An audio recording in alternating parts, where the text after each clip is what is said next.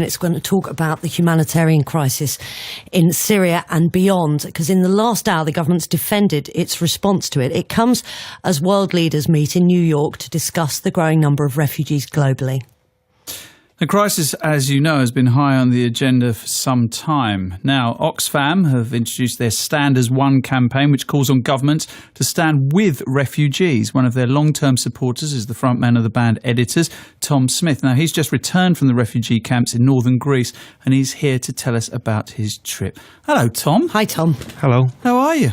I'm all right. How are you guys doing? Thank you very much. Thank you very much for joining us. And I know you've been waiting some time, so I do apologise for that. That's all right. Never keep a rock star waiting. I wouldn't call me a rock star. Come on, man. You're a G.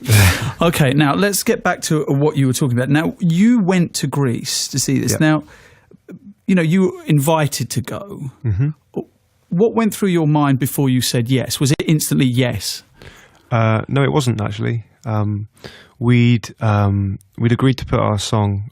They did. Oxfam did a live CD from Glastonbury Festival this year to kind of raise money and awareness to this campaign. Mm-hmm. So we agreed to put a song on the CD. That's a very easy thing to do as a musician, you know. Cool. And it was a few weeks after that they said, "Well, do you guys fancy coming and seeing, you know, the work we do out in Greece and where some of the money is going and how we, you know, what we're doing out there?" And yeah, it took 24 hours thinking about it. And I don't know. We'd never had a chance to go on a trip with Oxfam before, and I don't know. I just woke up thinking, I don't know. It felt like the right thing to do to go and have a look. I think all of us had images of that the boy that washed up on the beach, Alan Kurdi, months ago, and three of us have children of our own. So I don't know. We just said yes. Was there a concern at any point about kind of rock stars turning up at refugee camps? Yeah, a little bit. It goes through your mind. And I spoke to my dad that we were going, and he was me kind of just questioning it and saying, you know, is it some kind of like ambassador type role for Oxfam? And I said, no, I don't think so. You know, and he's, you know, none of us are really that educated on the intricacies of the issues that are at hand here. You know, I think that's the reasons that the people are there and all that kind of stuff, and it's complicated.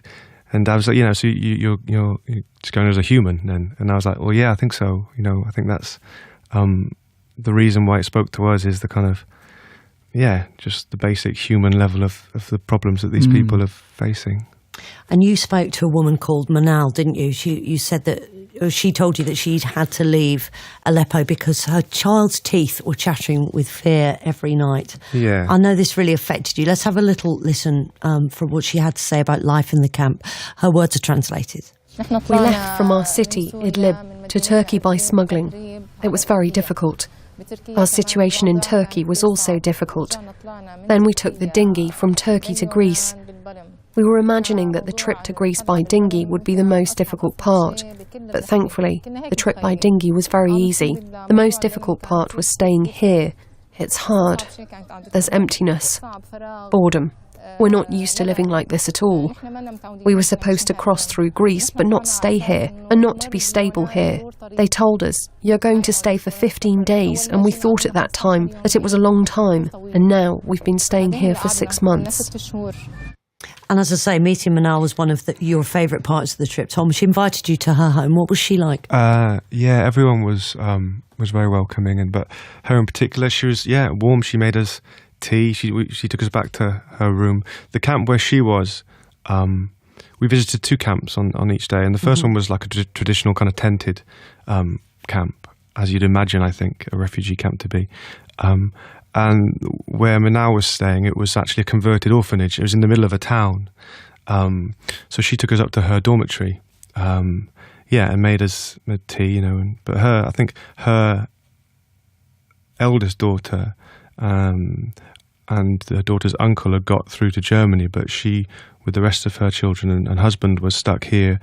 And you very quickly, these people don't have any idea when they're going to go, when they're going to be reunited with their loved ones, how long they're going to be there. And that frustration, you know, they speak to you with dignity and with warmth, and they want to tell you their story, but it doesn't take much until you can just see the cracks of how, you know, the frustration of being in that situation, of not knowing when they're going to see the rest of their families again. It's powerful. Because it is it's not only having to leave your home, it's the total breakup of your family temporarily. Yeah, I mean, of course. Yeah, I mean, not all of them were separated, but I think 2 or 3 of the families we spoke to had been separated during the border crossings. It happens a lot. Yeah, you can't. Just such danger to put your family in the way of, and to go through these extraordinary journeys by boat and over these borders and through mountains, and but all of them, despite going through these journeys, being stuck in these camps was their hell. They were at the worst point. Yeah. So, yeah. Well, she's pregnant as well, isn't she? Yeah, 2 months pregnant, I think. Yeah, so I guess there's a strong possibility she'll still be in the camp when the baby arrives. Let's have a listen to this. This is what she's been saying about the future. Our future is unknown. We need a solution for these problems. We're not used to living in limbo. Our goal is not to stay in a place, eating, drinking and sleeping. We were in our country working and being productive. We want to go to another country and work there and be productive as well. Tom, there is a body of opinion that believes that refugees such as Murnau, who you spoke to, there are other countries that they come through on the way to Europe, and that they should stop there, which is nearer to their home, perhaps more culturally sensitive than Europe is, to their needs, to their faith, etc. And they feel that we shouldn't be doing anything for them. In fact, our own government has said by allowing, for instance, more and more refugees to come to the UK, all we'll be doing is encouraging people to make those hazardous journeys, pay gangsters money in order to make these very dangerous crossings. Yeah. But what are your thoughts on that? Well, and you're not a politician, I understand. No, so I'm not trying to ask you to defend or attack government policy on this, but your own kind of thoughts on the fact that we may be encouraging them to make these dangerous journeys. I think the fact that a very high percentage of refugees and migrants, I think over 80%, are being looked after and housed by underdeveloped countries is startling and shameful. When so-called wealthier countries are not doing their share, let alone doing more because they have more. But wealthy countries in the Arab world, in fact, I completely understand, Jordan, Lebanon are really a huge burden on their society. Yeah, but I mean, there's the summit these couple of days that's happening now. Oxfam hope to put more pressure on our leaders to. Well, you said about making the dangerous kind of illegal journey, making the journeys easier, not illegal, would be a start, and for the UK, for example, to house more than we are housing at the moment, which, considering how wealthy, like we just said, I think we should be taking care of more. So, yeah. Music's the great leveller, isn't it? And I understand that you got involved, unsurprisingly, in an impromptu jamming session while you were there. I was more of a spectator. Ed did, our drummer, one of the guys we spoke to in the first camp. They've got nothing to do all day. Yeah, it's really boring, isn't it? It's beyond boredom. It's So music was this gentleman's way of escape, as it is for me, to be honest. Music's always been escapism for me too, but he's got something slightly more significant to escape from. So yeah, him and his friends in the day would play drums and sing, and so he played a bit of his traditional Turkish drum with Ed, and he sung as well, which was amazing. Let's have a listen.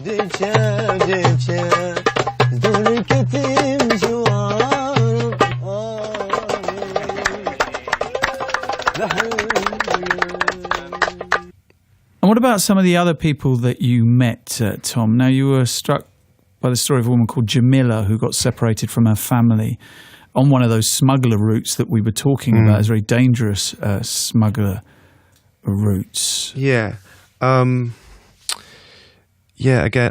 I think her eldest daughter had got separated with her husband, and they'd got through to Germany, but she'd got to Greece, and it was 6 months that she was stuck before she knew if they were safe or alive. After going through this, I think it was 6 times they tried to cross the border into Turkey with different smugglers, spending lots and lots of money trying to do this. And and on the 6th time they got separated. And she ended it in Greece eventually, but not knowing. And that not knowing and being in this predicament is unbearable, really. So, she told us all about that, yeah. And as parents, of course, we can relate to just how unbearable that must have been. Yeah, it's funny how much, how important having a phone and access to, like, Facebook is, because that's how they find out where, their friends and loved ones and families are. It's so easy to see a phone as a luxury, but it's just absolutely essential for people in that predicament. Let's hear a little bit about this, talking more about Jamila in your own words. The first lady that we spoke to, who'd come here and she tried to cross the border, I think it was 5 or 6 times, only got through on the last attempt, obviously. That was into Turkey, but she got separated from her husband, and she had 3 children, 2 of them that she was separated from. And then I think she went a period of months. She got here, went a period of months without knowing where they were. She's since found out that they were in Germany and they were safe. But, me and Ed have both got kids and, starting our own young families, and I can't even begin to put that into words as to how that would feel and how you can deal with that, and, not knowing. The not knowing must be terrible. Oxfam is saying that many of these people find themselves stuck in limbo, Tom. No idea if or indeed when they're going to be allowed to apply for asylum. Is that something that you came across? Yeah, like the red tape and people just waiting to know, the forms that they need to fill in for asylum, if they were when it was going to happen. They were told days, and they're still waiting. It's months and months. So that's another frustration bubbling under for them all. And Tom, for you, what's the best thing that could possibly come out of this summit? I think just the fact that like we said before, countries like ourselves can do more, can do their fair share, to help. It's just like So the 20,000 Syrian refugees in this country by 2020 just doesn't cut it for you? I don't think so. No, it doesn't. Going and it's it's so easy when it seems far away, but to go and speak to people, obviously, and be invited into their homes, their temporary homes, with their children around, changes your mind. Yeah, I mean, not that one of the other families we spoke to. In Greece, it was a mother and a father. Had a big extended family, and the father spoke all the time, and all the children were kind of around. And they told us their story, their journey arriving in Greece, and it's through an interpreter. So there's an element of separation there, and you're trying to best to listen to this very complicated story.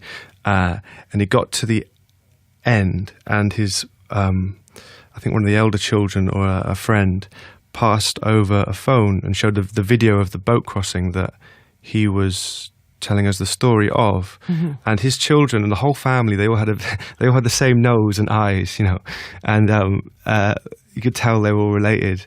And to suddenly see them sat in this boat with life jackets on, and you could see all those faces that were just looking at me, Ed and Elliot, sat there, these musicians from the UK, just and to suddenly see them in this situation was, I'll never forget that. Yeah. No, you're still moved by it now. Yeah. Thank you very much indeed, Tom. It's much appreciated. That's really good to talk to you. That's Tom Smith from The Editors. Another incredible journey now of a refugee from Syria for you to listen to. Najin Mustafa made the trip from Syria in a wheelchair. She became the human face of the refugee crisis for some time. Finally, she was reunited with her brother in Germany. But has life turned out as she hoped it would? I spoke to Najin earlier, and I began by asking her to remind us why she felt she had to make that journey. Well, I felt I had to go